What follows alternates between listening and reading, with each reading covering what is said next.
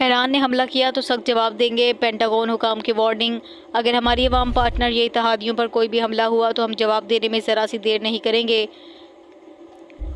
दुनिया को अमरीकी सदर की बात सुनना होगी। अमरीकी हुकाम की मीडिया से ब्रीफिंग। इस मौके पर अमरीकी सेंट्रल कमांड ने ईरान पर हमले से मुतालिक बताया कि गुज़श्ता रोज़ ईरान की 3 तनसीबात पर हमले किए। ईरान की तनसीबात पर हमले में 7 भी 2 बम्बर्स ने हिस्सा लिया। हर जहाज़ में हमले के 2 अफराद सवार थे।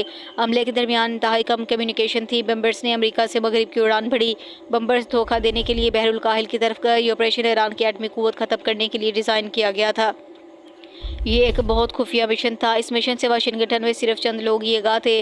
उन्होंने कहा कि जहाज़ों का हदफ मशरिक की जानिब था। 18 घंटे की परवास में मुतादिद बार मिड एयर फ्यूलिंग हुई। हर B-2 के साथ एक मुआविन जहाज़ उड़ रहा था और इसमें तमाम ऑपरेशन में मुख्तलिफ प्लेटफॉर्म का रबत था। B-2 बम्बार हमले से पहले अमरीकी सबमेरियन एक्शन में आई। सबमेरियन ने 12:30 बजे 12 से ज़ायद टोमाहक मिसाइल दागे। ये मिसाइल ज़मीन पर अहम ईरानी इंफ्रास्ट्रक्चर पर दागे गए। ईरान की एटमी तनसीबात पर हमले को मिडनाइट हैमर का नाम दिया गया।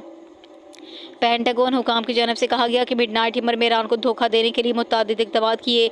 B-2 बम्बर्स के आगे 4th और 5th जनरेशन जहाज़ उड़ाए गए। ये जहाज़ इंतहाई बुलंदी पर थे और तेज़ी से परवास कर रहे थे। स्ट्राइक पैकेज को अमरीकी स्ट्रेटजिक कमांड ने सपोर्ट किया। हमले में अमरीकी ट्रांसपोर्टेशन कमांड, साइबर कमांड ने मदद दी। अमरीकी space command, space force command की मदद हासिल थी।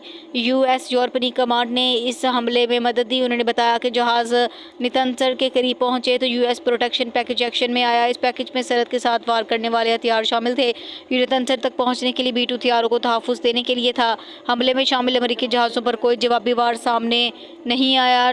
2 B-2 बम्बार ने 2:10 पर 2 GBU 57 बम गिराए। ये अहम फिर 2 एटमी प्लांट पर गिराए गए। इसके बाद दीगर बम्बार तैयारों ने अपने अहदाफ पर बम गिराए।